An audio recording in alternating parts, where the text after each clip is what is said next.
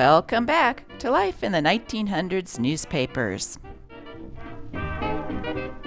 I usually do an interesting intro about facts from the era of my newspapers, which is the 1920s today, by the way, but this paper is chock full of stories, so I don't have room for any intro, so let's get started. Reading the Augusta Herald, dated March 22nd, 1928.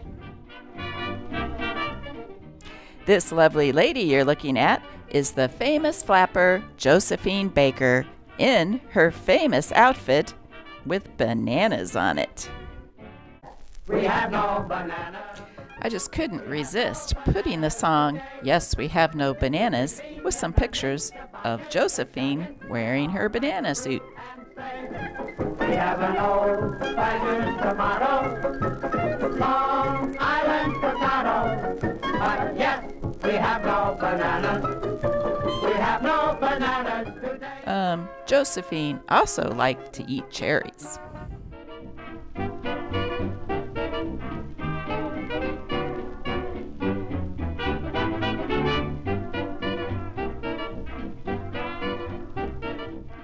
Let's start with favorite jokes of famous people.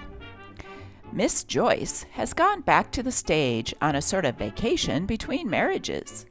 Miss Hopkins has the largest assortment of used marriage certificates on record. If she got her name back with each divorce, Peggy would be the world's greatest rejoicer. Here's her favorite joke. An Irishman, a bit of a rounder, was quite a problem for his friend the priest, who was continually lecturing Pat on the evils of drink and bad habits. One day, Pat met him on the street. "Father," said Pat, "what is the cause of lumbago?" The priest, thinking this an excellent opportunity to bring his charge to serious thinking, replied, "Why, Pat, that is caused by keeping too late hours, drinking too often, and carousing too much. You see, Pat, had you listened to my teachings, and had you taken my advice, and stuck to the straight and narrow, you would not be in this dreadful condition." "Oh, 'tain't me what's got it," answered Pat. "I was only wondering what caused it. I saw in the paper where the bishop was suffering from lumbago."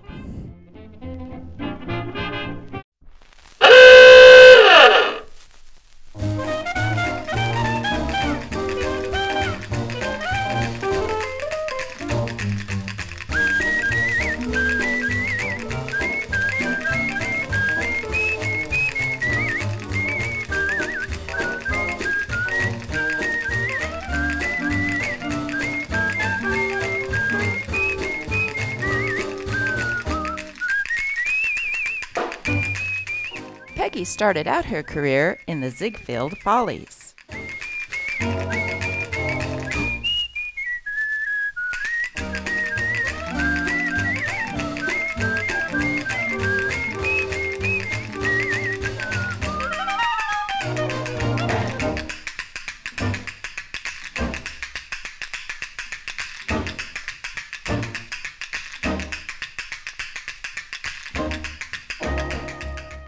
She was known as the very first Golddigger.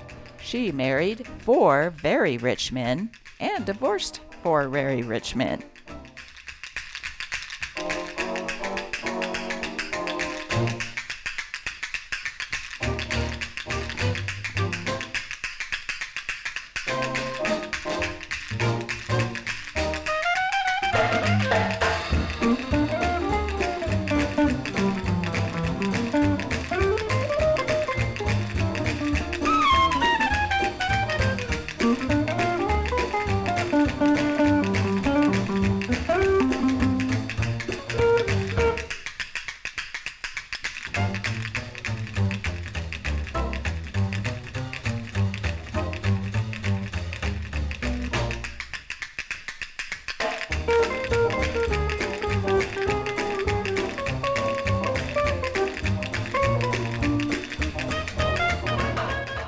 Lost and found. Strayed from 1420 Troop Street. Female English Bulldog, white with black spots. Answers to the name Laffy.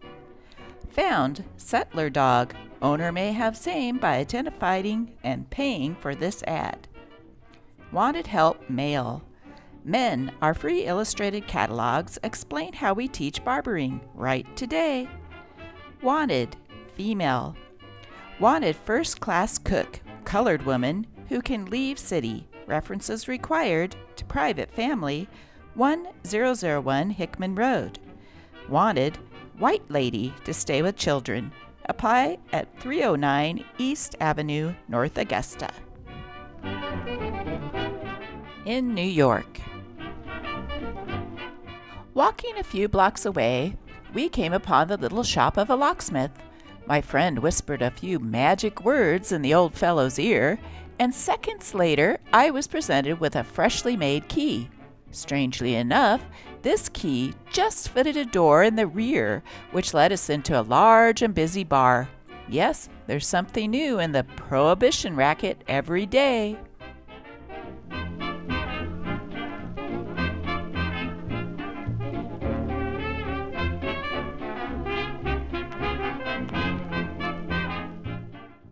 Blue Ribbon Malt Extract, Union Made. Get this Lena doll, send 10 cents with coupon, free recipe book. Send coupon for free recipe book containing over 200 tested recipes. Premier Malt Sales Company.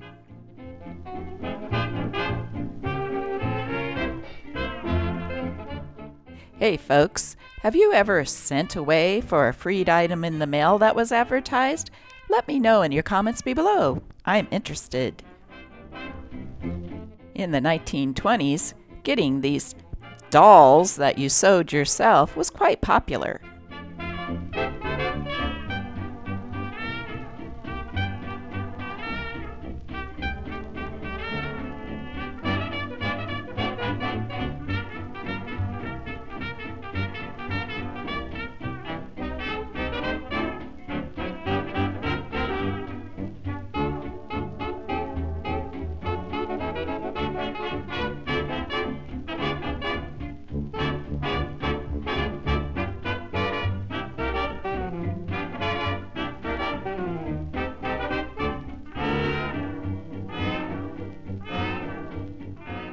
How about garlic? Constantinople. If you lived in this city, had a spacious office in the heart of town, and your stenographer came late to work, it wouldn't take much reasoning to know that she ate onions for breakfast. For the streetcar conductors have been ordered by the Belgian Trolley Company to bar people who have been eating onions. Rats help education. Mexia, Texas. Limestone County is no place for rats. In a recent campaign, 58,921 rodents were killed by students who took the tails to school for tabulation. Final totals credited Milton Kirkpatrick with 2,570 exterminations. As a result, he will have a free short course trip to Texas A&M College.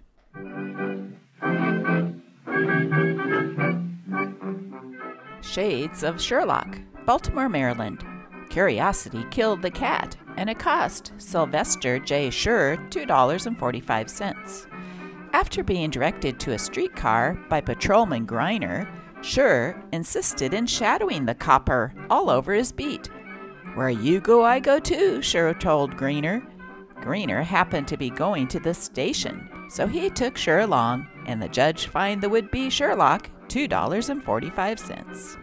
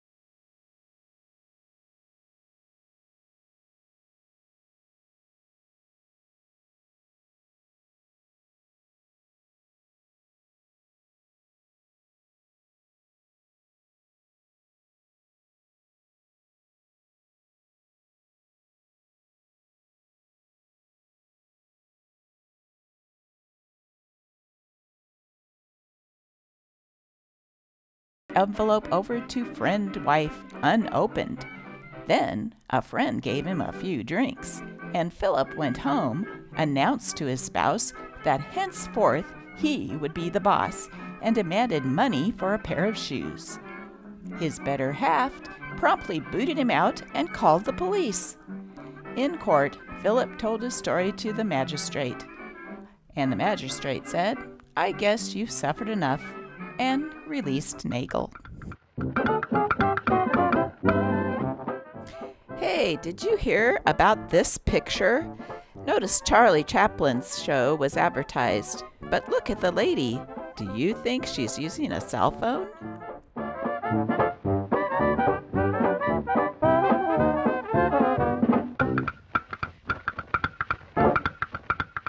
I think it more likely she has a migraine or a toothache. Nowadays, we are really attached to our cell phones, aren't we? I find it interesting, in the 20s, how they thought about the telephone.